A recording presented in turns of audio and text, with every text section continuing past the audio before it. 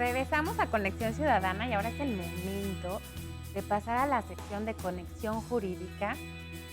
Recuerde que ya nos puede seguir por YouTube y también darnos un like en Facebook.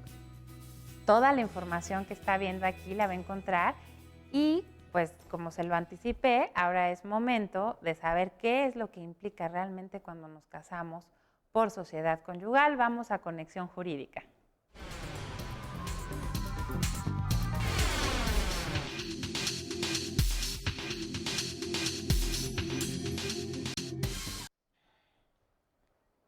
Estamos con la licenciada Violeta Chávez. Hemos estado viendo en otros programas todo lo que conlleva la sociedad conyugal. Vamos a hacer un breve recuento y vamos a terminar con ello. Licenciada Violeta, ¿cómo está? Buenas noches. Buenas noches, Rosy. Muy contenta. Aquí vamos a continuar platicando sobre el régimen de sociedad conyugal. Hacemos una recapitulación.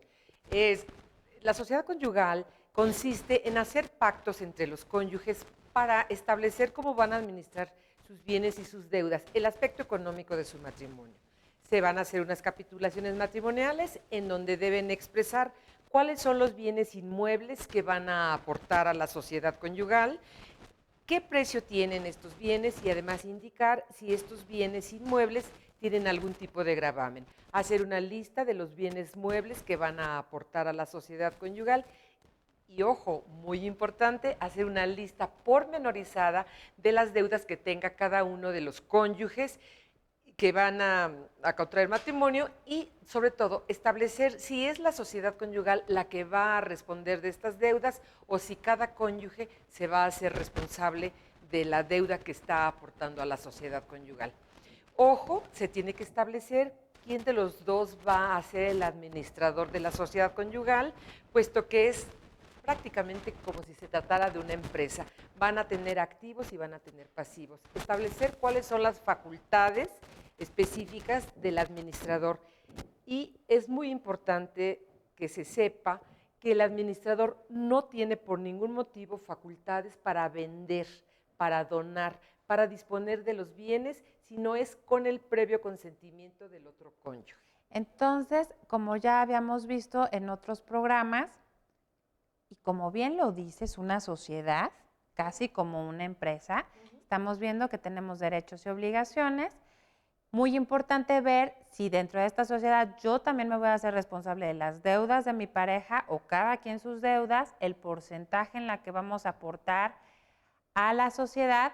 Entonces, ya estuvimos bien. Y ojo, yo sé que es difícil hablar de dinero, pero es muy importante, se los juro, que podrían solucionar un tema de vida, de convivencia, si aprendemos a hablar de estos temas. Entonces, hoy aquí tenemos para hablar además con fundamento, porque también una cosa es la que podemos nosotros interpretar, pero ahora vamos a una parte en la que también es súper complicada. Me hablaba usted del sueldo.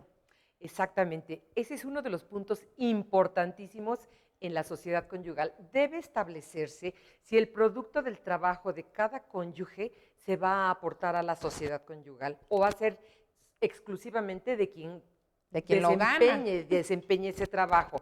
Si se va a aportar a la sociedad conyugal, hay que establecer en qué porcentaje, porque a veces, pues obviamente, no se tiene exactamente el mismo sueldo. A veces uno trabaja y el otro no. Yo creo que hay un buen tip es asignar un porcentaje de tus sueldos. 10%, 20% cada uno del sueldo lo pone y me parece justo, ¿no? Pero bueno, eso finalmente lo decide cada pareja. Claro que sí, porque existe la idea errónea de que el sueldo completo del marido se tiene que aportar a la sociedad conyugal y no es así. Esto sí debe establecerse previamente y yo te aseguro que si la gente hiciera adecuadamente sus capitulaciones matrimoniales, se evitarían muchos divorcios, porque un generador de problemas y que después se traduce en divorcio es exactamente el aspecto económico. Paga tú, no pago yo, o uno se endeuda más.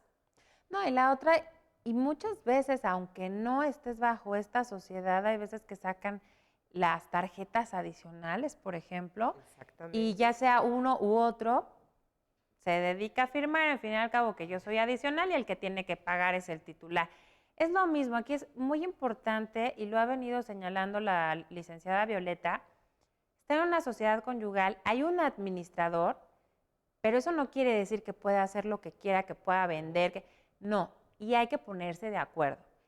¿Cuánto van a aportar? Si van a absorber los dos las deudas o no. Ahora también viene otra parte, manejan, dice, bueno, si alguno de los dos tiene algún trabajo un poco más riesgoso que pudiera poner en peligro el patrimonio, a veces por eso sí lo separan, pero eso no quiere decir, o sea, tiene que haber mucha confianza. Entonces, o esas parejas que dicen, nos tenemos que divorciar para no poner en riesgo el patrimonio. ¿Qué pasa ahí, No, licenciada? habíamos platicado en algún programa anterior que se puede cambiar el régimen patrimonial durante la vida del matrimonio. No es necesario que se disuelva el matrimonio a través de un divorcio para cambiar del régimen.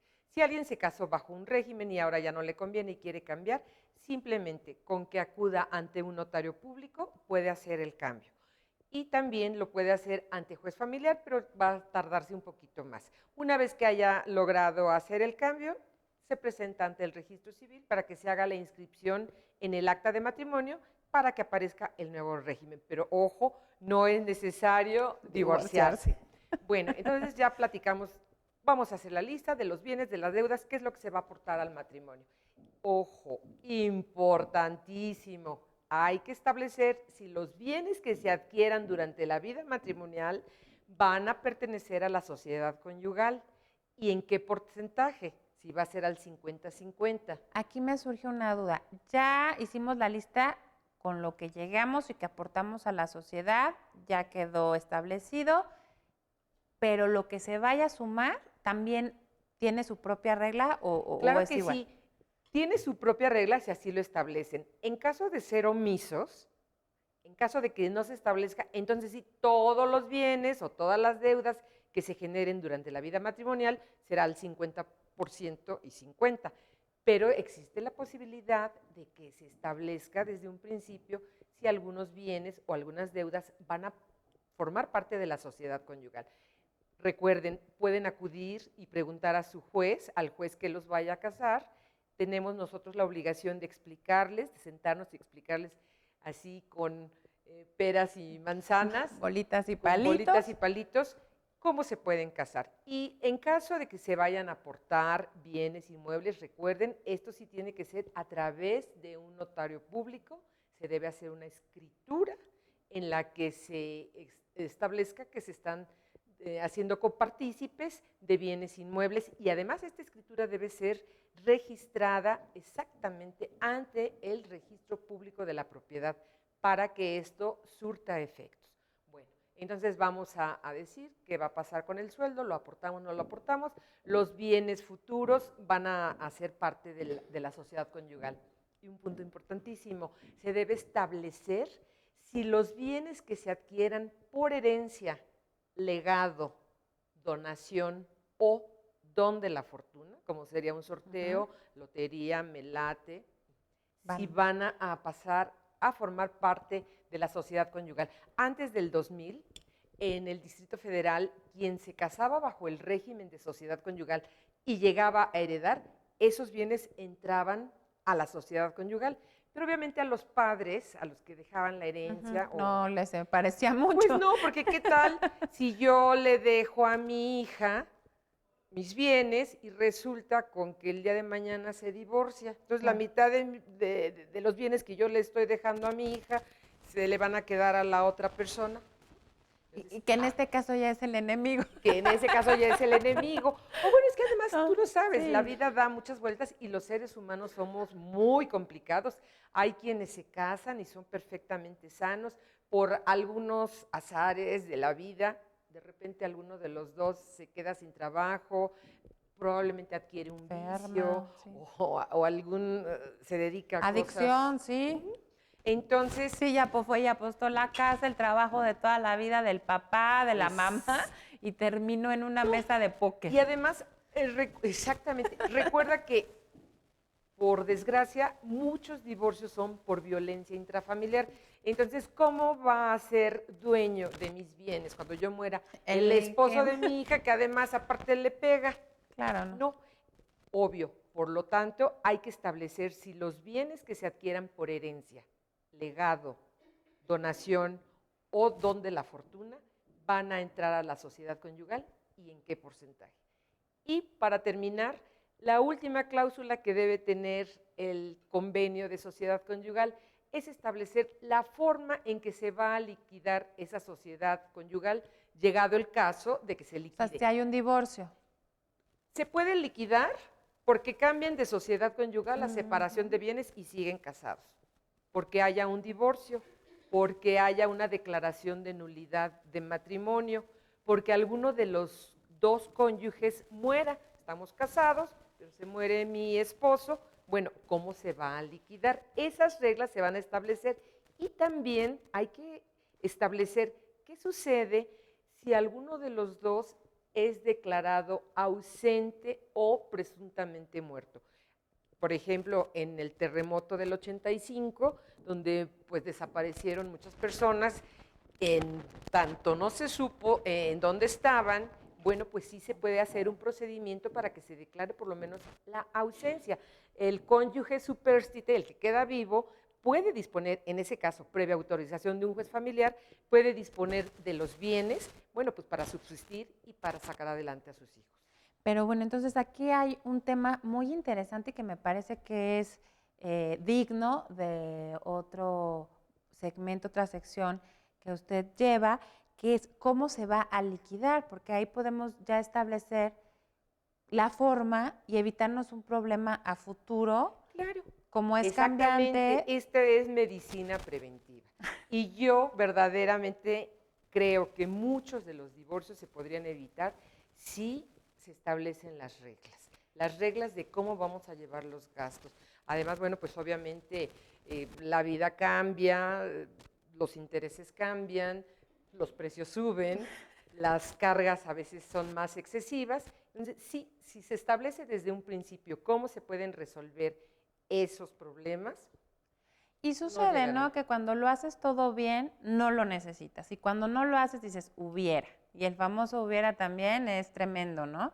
Claro que sí. Ya estoy casada y eso no quiere decir que no puedo tomar medicina preventiva. Claro, el derecho, conociéndolo, es medicina preventiva en muchísimas de las situaciones.